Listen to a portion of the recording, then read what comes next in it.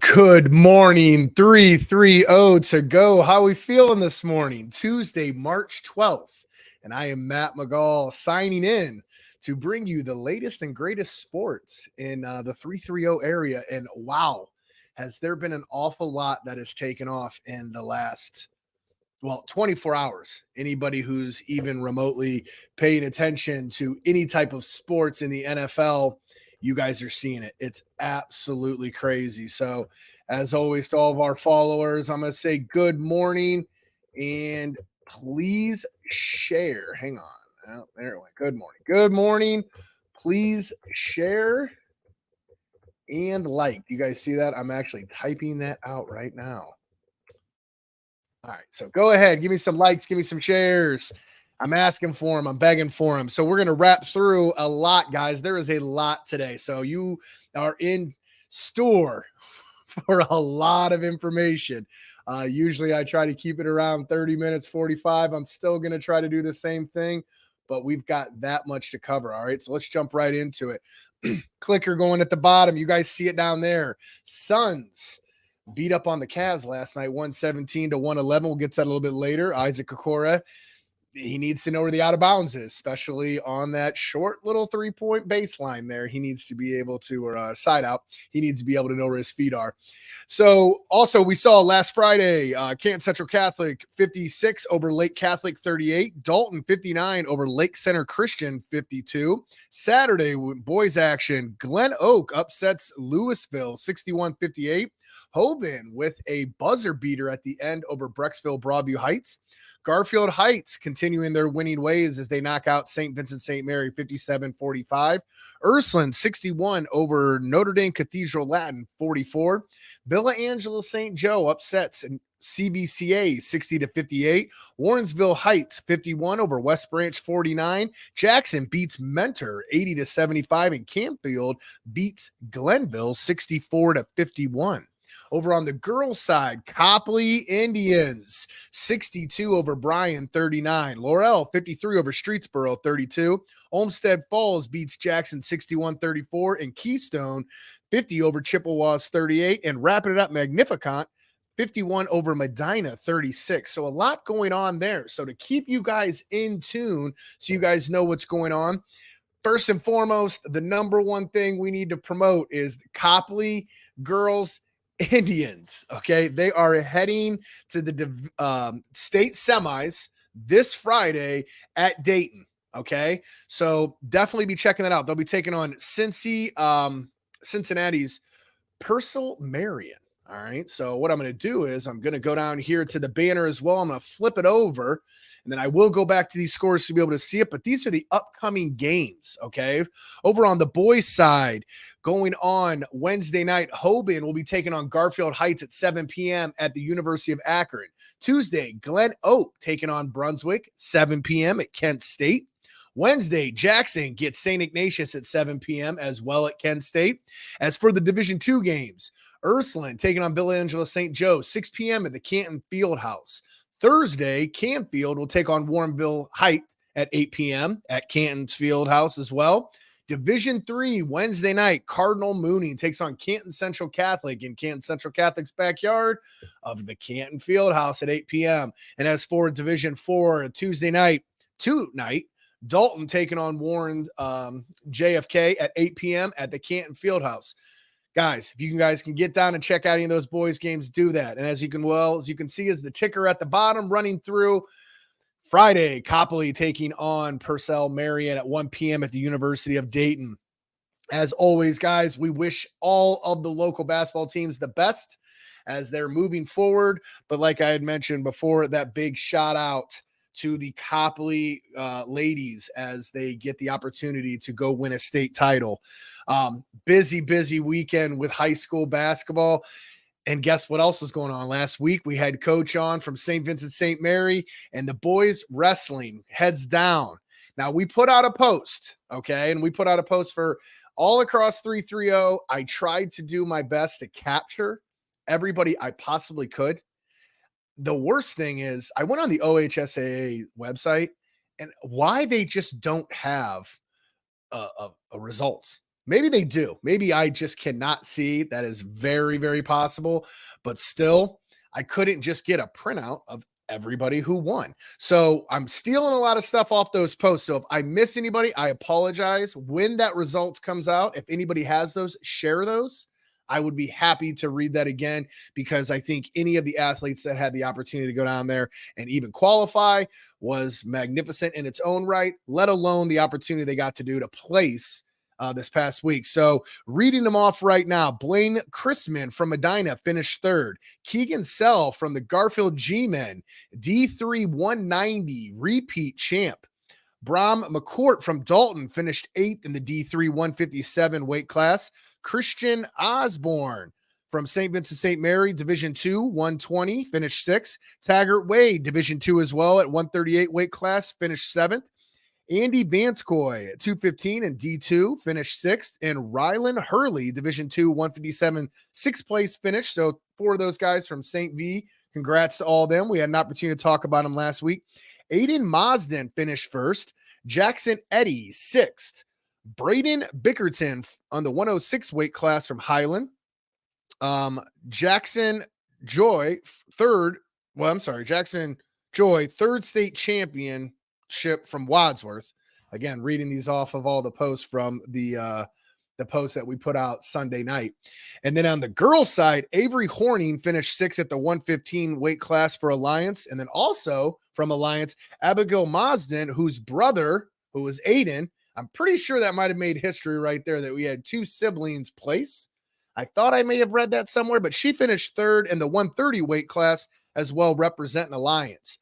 I was able to grab a couple of these as well from the post, and this one was definitely a popular post that everybody was definitely putting up.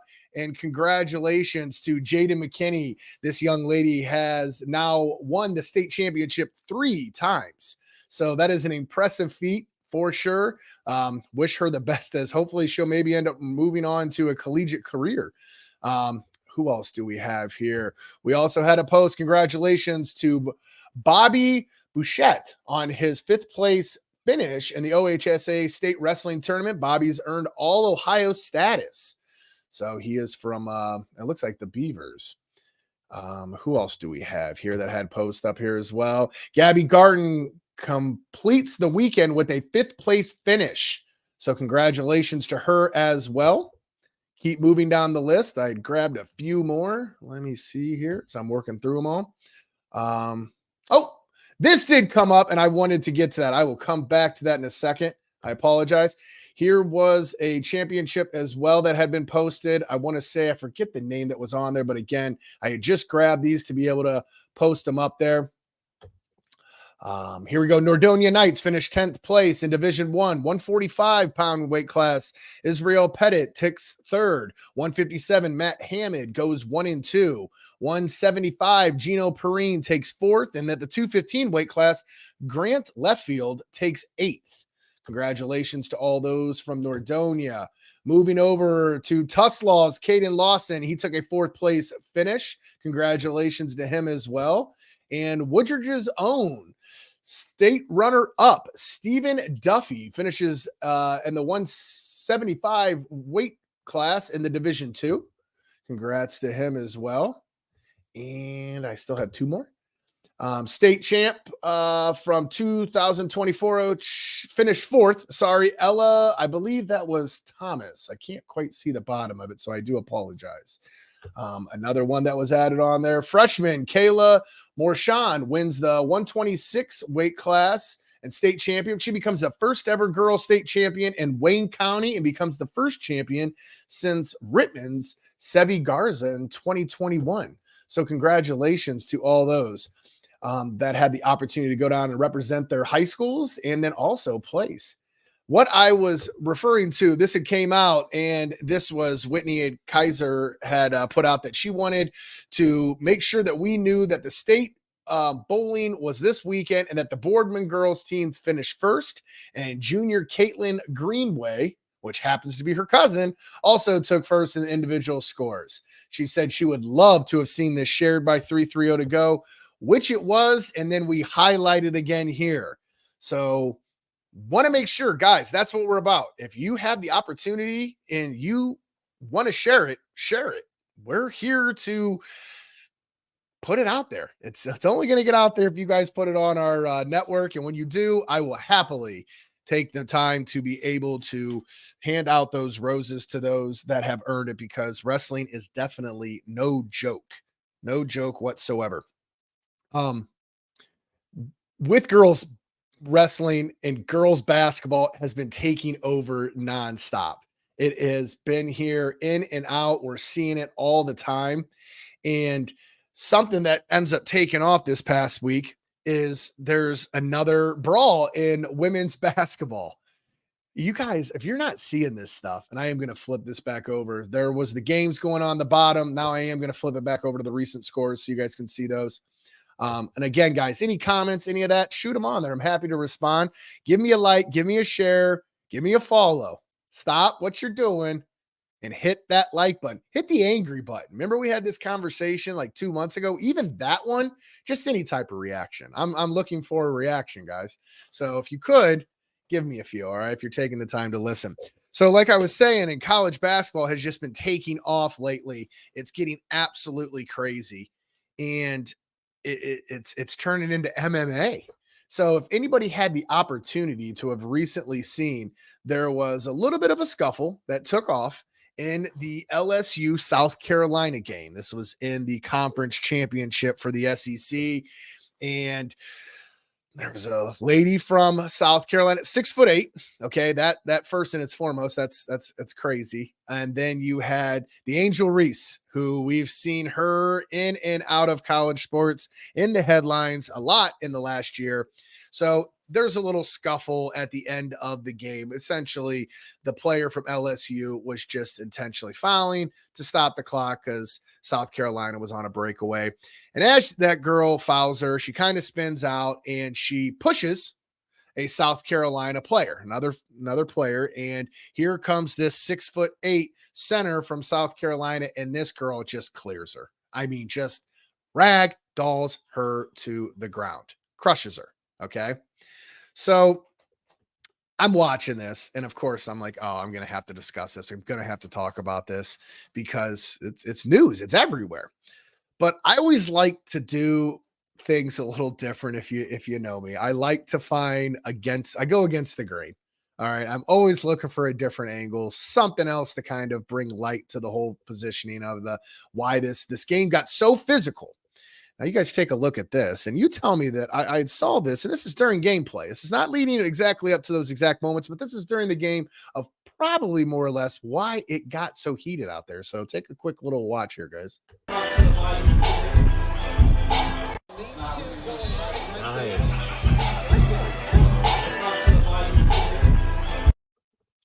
Guys, you guys see that? I'm slowing this down. That is a handful of hair she's grabbing. Okay. There it is. Boom. Come on. Like, that's not an accident. It's not like her hand got tied up in that hair. This Angel Reese girl is I'm all for competitiveness, but it's just there's a little bit of shadiness that's happening at all times with her. Why? She's way too talented to pull these kind of gimmicks. She's way too talented. There is absolutely zero reason for this at all.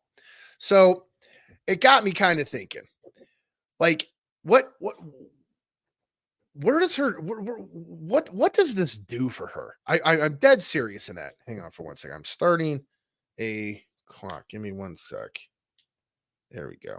All right. So what does this do for her?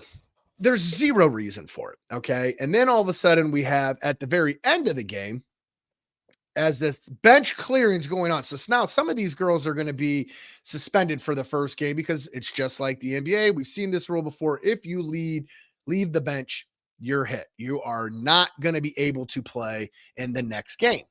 All right. So Angel Reese knew this. Okay. But take a listen to her. This has got a little voiceover of her thoughts and feelings afterwards, along with pairing those up with her actions. So you guys take a look and a listen. You guys tell me maybe in the comment section. We're not going to make that an excuse. We're not scared of South Carolina, and I'm going to repeat that. We're not scared of South Carolina.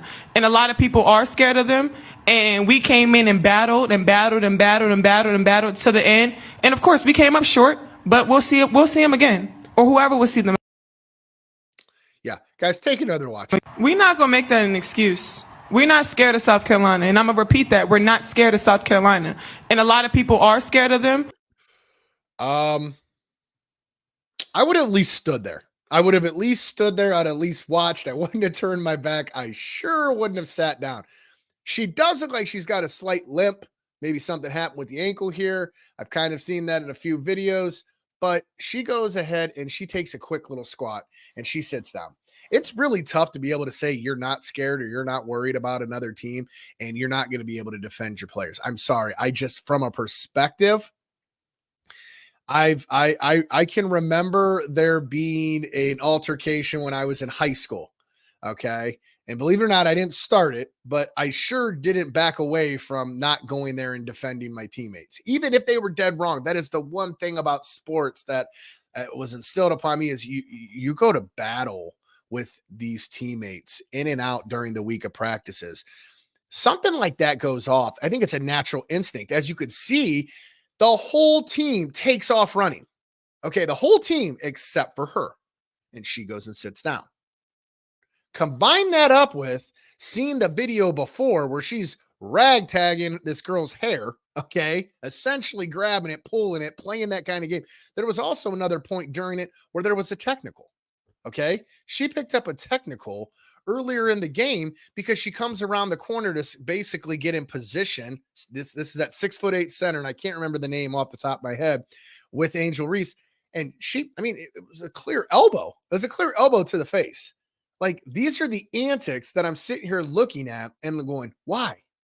Why? She's so talented. You don't need this stuff. Nothing irritates me more personally when you are given so much God-given athletic ability and then you work your butt off even more to take your level even higher as a player, and then you're going to act silly and stupid and dumb during the game and put your teammates and your program and everything you're building in jeopardy because you can't control your emotions. Why? Because somebody's giving you the business? That's not fair. That's absolutely ridiculous in every sense of the term. And then there was a little bit of a quote by the hang on for one sec. Let me see if I can get that out there. Let me see. Let me message real quick. Hang on. Can we add the other clips? So there I am. I just stopped and text right in the middle of that. So that's why I just lost like 5 viewers, because I just lost, pure attention right there. Did you guys see that kick in? I was looking for this other little comment that was kind of put out by the coach from LSU. She comes out and she makes this comment and she says, she wishes that girl would have done that to Angel Reese. Well, what does that comment mean? That's even dumber. Okay. Like the coach for LSU gets all these style points for her flashy pants and flashy jackets. I get it. I really do, go big, go home kind of mentality. So I respect that, but I sure don't respect when you make this comment right here. It says, I wish she would have pushed Angel Reese. You're 6'8". Don't push somebody that little. Kim, what are you talking about? Okay. And the girl's name was Camelia Cardoza. So that's the girl that's 6'8" that is just the monster for South Carolina. But how about you just don't push anybody? Okay. But guess what? That Camelia came over to defend her team because one of her teammates just got pushed to the ground. Right, wrong, or indifferent. She came over to defend him. Okay. And then you got Angel, who Kim's saying that's who needs to get pushed. She can't. She'd love to push her, but Angel's taking a seat on the end of the bench.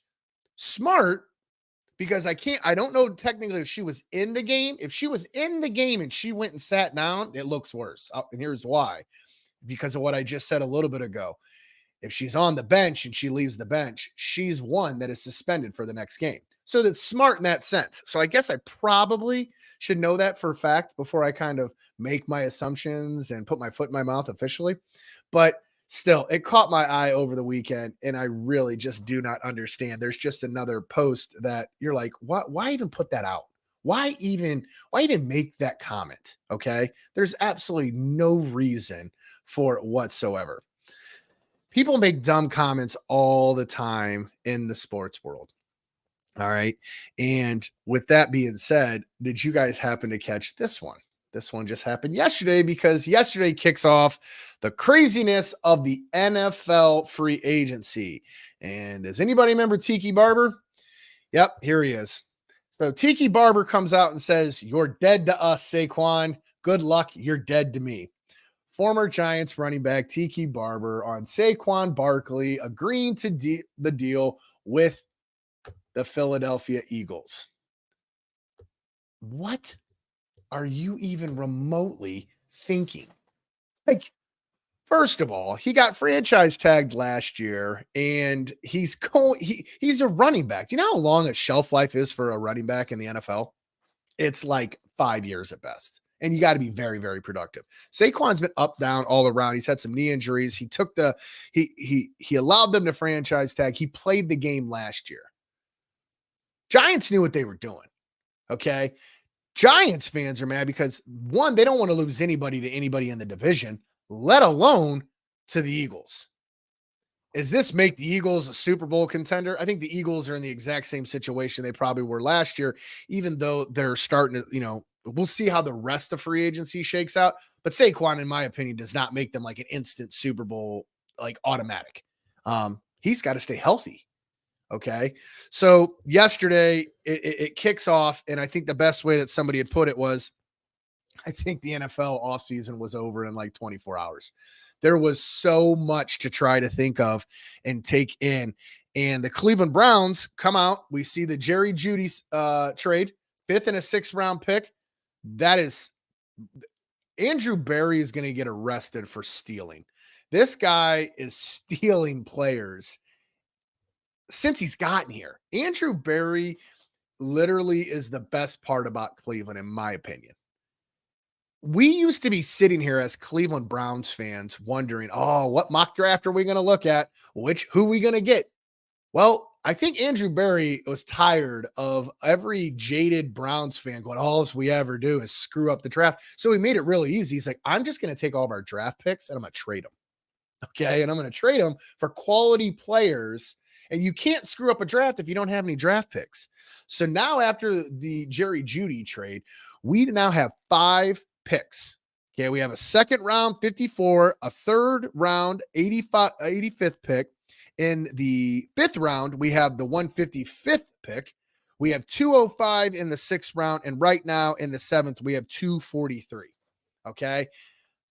I'm kind of happy with what's happening because our biggest needs were, we were talking about wide receiver. I still think they address that. You can easily get a quality receiver in the 2nd or the 3rd, maybe the 5th. In that 6th, 7th round, I think you're going to see them probably taking more a lineman maybe, or defensive line, somewhere on that lines. But they come out, they re-sign Zadarius Smith and Maurice Hurst, picking them both back up. So when we talked a couple of weeks ago with Mr. Jackson about all this Browns offseason moves, he had said he thought they're bringing everybody back. When that salary cap jumped up, they're going to start bringing everybody back. They pick up Jeudy. Love it. I really like it. And the big thing that we were talking about is Jedrick Wills.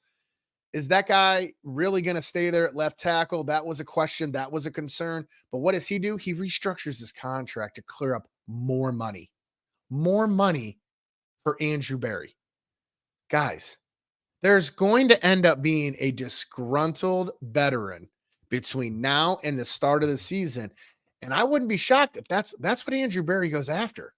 That could be that's where he's making the business of the Browns and building this potential, playoff window. Well, it's not a potential. We are in a playoff window, but a championship window, that's the potential. Everyone always says, is it closing? But this is all going to fall back on Deshaun Watson. The whole Central yesterday, I start looking at it. And as the season ended, how you would rank them because of how they finished, all right? You got Baltimore, Cleveland, and the Steelers both make the playoffs. So I got Baltimore for 1.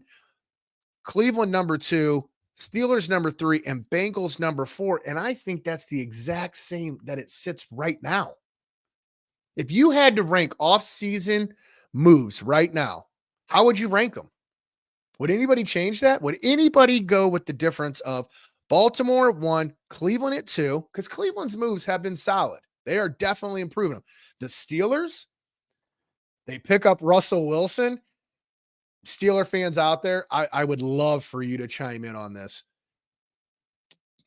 Does it fix a problem for 1 year? Sure. But long-term, as a Browns fan, I love it because you want to know why?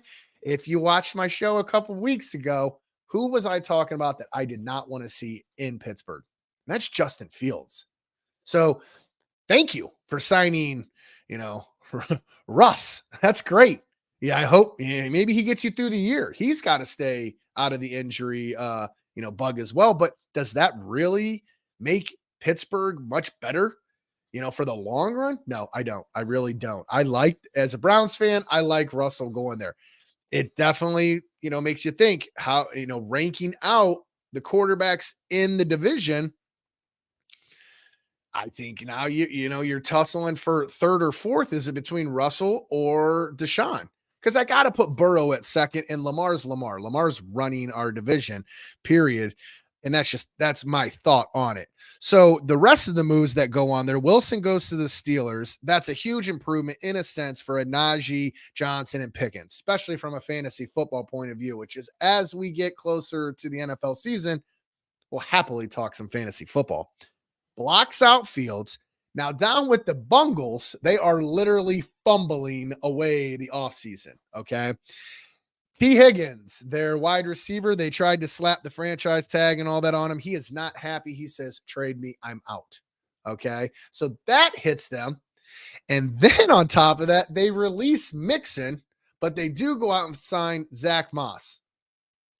I know Moss had a little bit of a nice run there in Indianapolis, but at the same time, I think this is more of a long run kind of look at it because financially they just don't want to pay Mixon. Katie says right here, absolutely love Wilson going to Pittsburgh, but I am a diehard Browns fan. All right, that's good. Let's see. Then maybe you're just on board, Katie, with the whole fact that does Russ really make Pittsburgh that much better? So as a Browns fan, we would definitely not want that to be the case. We want them to be worse. So I'm not a huge Russ Wilson fan, as you can kind of probably tell, and even more so now. Now that he's in that black and yellow. So the Bengals release Mixon, sign Zach Moss, and then the Ravens, and this is where it could get even worse because all these running backs in the NFL are shifting and moving teams. And there's one name sitting out there, and I think he is dead set on landing in Baltimore, and that is Derrick Henry, and that scares me. Derrick Henry petrifies me going to Baltimore. I would really like for Baltimore to sign someone right now, even as this show's going, so that Derrick Henry doesn't end up there. But I think that's unfortunately what's going on. As for the rest of the AFC, some other notable ones, Gabe Davis from Buffalo, wide receiver, heads down to Jacksonville. Jacksonville also signs who's the quarterback at the Patriots? Mac. Not Mac Wilson. Mac Wilson went to he's the linebacker. Why am I drawing such a brain fart right here? Somebody shoot me that guy's the quarterback from New England. Why am I losing his name right now? It shows you. What is his name? Man, I wish I had the Jeopardy theme song right now. It should be playing. Because I am not it, dude. That is a pure blank space that I cannot think of right now. Mac Jones. Got it. See? All right, I'm back. Mac Jones goes to the Jaguars as a backup. So they're going to push Trevor Lawrence down there. Oh, okay. Not really sure if that's the guy that I want to be pushing my potential franchise quarterback. I like Trevor Lawrence an awful lot. I think a little bit of injury plagues kind of affected him this year, but at the same time, we'll see how that kind of shakes out. So definitely over on the AFC North was super busy, in my opinion, yesterday with a lot of notable moves and some signings. Down on the NFC, Kirk Cousins goes to the Falcons.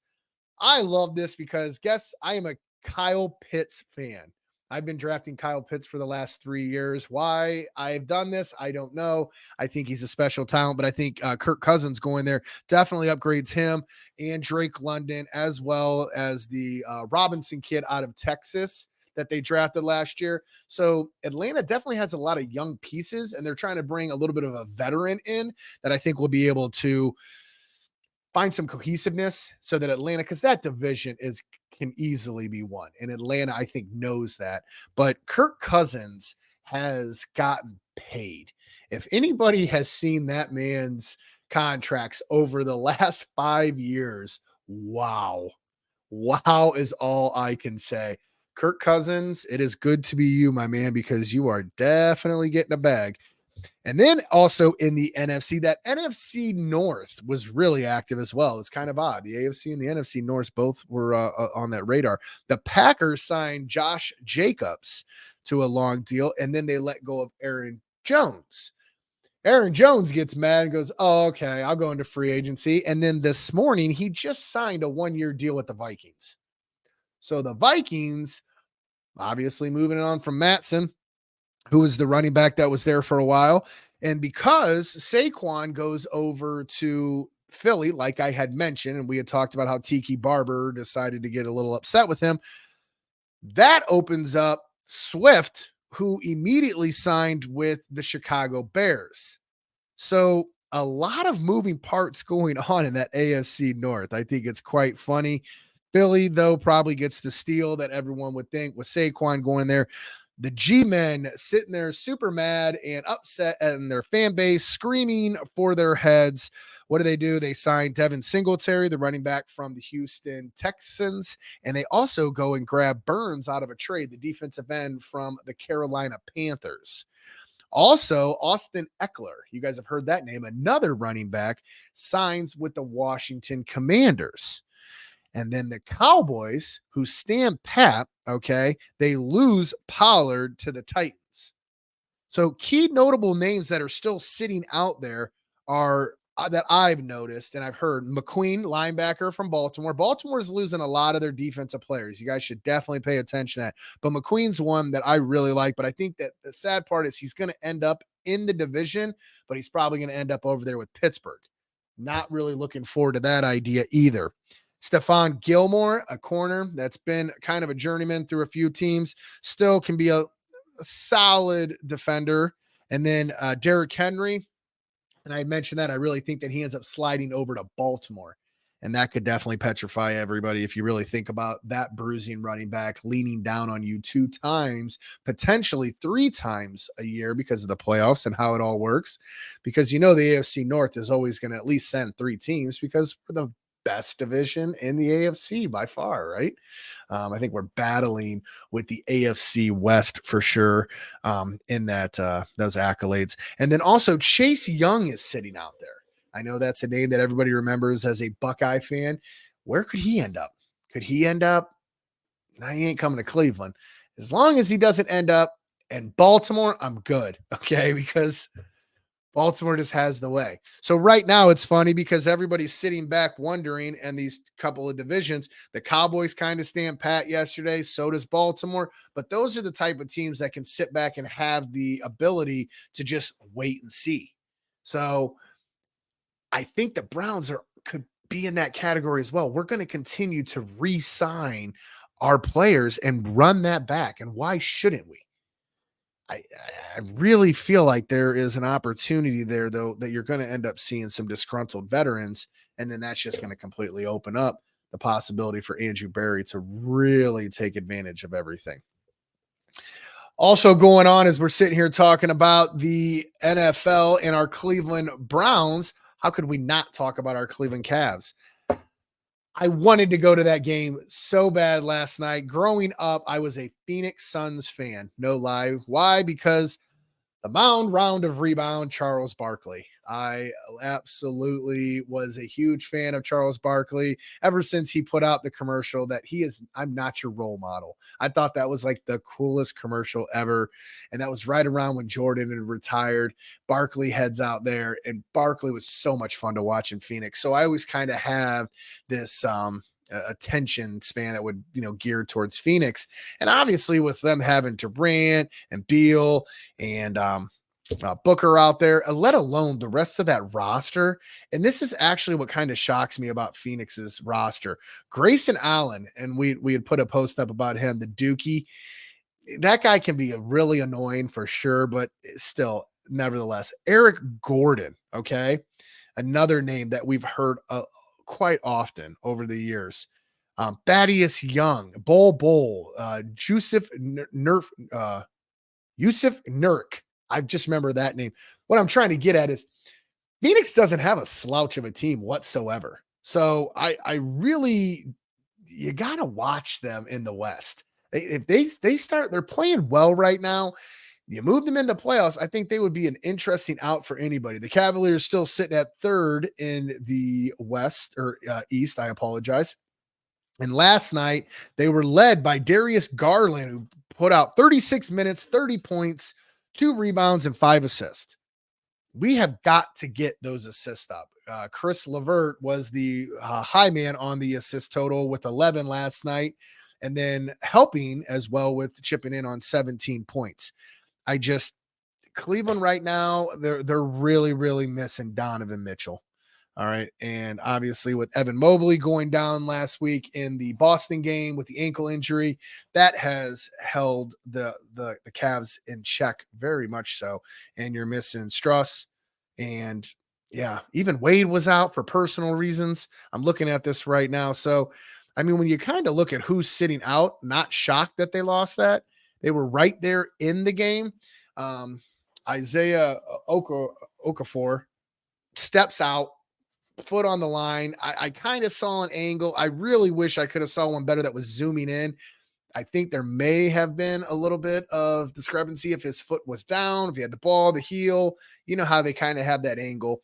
So, nevertheless, Cavs are they're kind of on the struggle bus right now, guys. Let's just be honest. Out of the last couple of games, as I'm going down looking at them, they took an L to the Suns. That loss to the Nets was not very good either. The win over the Timberwolves was nice because the Wolves are number 1 in the West, but still the loss to the Hawks. So, since that Boston game, we basically were 3-1. So now they're hitting into this point where they're going to play the Pelicans, the Houston Rockets, and that'll wrap up for this week. You've got to be able to pick up both of those wins. So a big, Wednesday night, they're going to be down there at the Pelicans. That would be nice to be able to go down there, steal a game, and come back and obviously pick up the win against Houston, which they should, because Houston really isn't that good. So a lot was going on. I know there's way more NFL free agencies stuff going on out there. Guys, there is just absolutely no way to keep up with that. It was ridiculous. Yesterday, I think my phone was buzzing every 30 seconds with just all these moves. So when we come back on Thursday, I'll be wrapping that up again. We'll highlight a little bit more about the girls basketball, Copley Indians, the ladies heading down there heading over to Dayton. And also we are going to be having on a little bit of a double interview with 2 Summit DD staff. They're going to be coming on here to talk about their upcoming fundraiser for Special Olympics. It's a great cause. I've been a part of it in the past. I'm all for it. So another, shout out to Summit DD to be able to come on here. Looking forward to that Thursday morning. So as always, we are here Tuesdays and Thursdays at 9 a.m. Guys, hit the likes, hit the share, go through, do all that. Also, Mondays and Wednesdays, at 7 a.m. what you need to do after you pour that cup of coffee. You need to jump on and check out Julie Holiday. because I'll tell you what, she is putting out some of the latest and greatest news. She's on top of everything. She brings a nice little character to it. It's fun filled, really get your guys' mornings going. You know, it's not so serious as I am, where I get on here and I just pound sports into your guys' head. But I always appreciate you guys sitting around and listening to me. And then we got Mike Voorhees jumping in with his co-host, Jay Wilhelm, on Wednesdays at 2. So they'll be talking. I'm sure Mike is going to pick up any of the pieces and even more so of free agency maybe tomorrow. I'm not really sure what Mike's doing, so maybe I just kind of put my foot in my mouth and sign Mike up for a little bit of work, but I'm sure that he probably will touch on some NFL, I would think, because that definitely overtook the sports world yesterday. And then Thursday evening, Sam Amico talks the Cavs hoops. So he'll probably dive a little bit more into that 3-1 record since beating Boston. And as always, I will happily jump on here and talk any high school sports in the area. Guys, if you have any of that, Mike has a special guest on.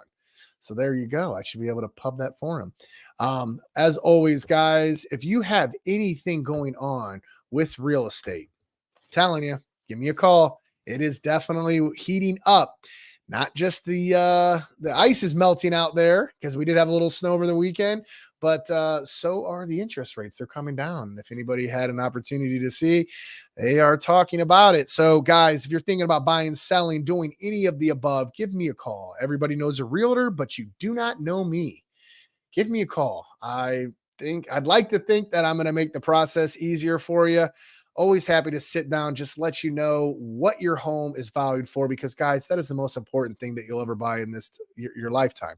You might buy other things that are investments, but that home, that is definitely it. So be able to sit down and have an agent that'll take the time, come to your house, talk with you, make sure that you guys form a game plan that you feel comfortable with to be able to allow you to sell that house and get into another one. That's something of importance, guys. And if you want to do that or thinking about doing that, give me a call. Okay, I'm always happy to help you guys at any time. You guys know that. So like I'd mentioned, back here again, Thursday morning, 9 a.m., ready to talk a little bit more sports, hopefully catching up. Again, if you guys had the opportunity, get out tonight. We had mentioned all those games, all right? All those games are going to be running tonight and tomorrow. So we will be definitely looking at the boys' regional championship matchups that'll be going into this weekend as they're gearing up to head to states. So a lot of those state tournaments, all those will be held at Dayton. So guys, get out. Even if your high school team's done, there is a lot of special talent rolling through University of Akron, Canton Fieldhouse, and Kent State this weekend. So definitely get out there and check it out, guys. I will see you back here at 9 a.m. When? Thursday morning. All right, guys. Till then, I'm Matt McGall with 330 to go. And this was the Sports Talk Show. See you back here on Thursday, guys.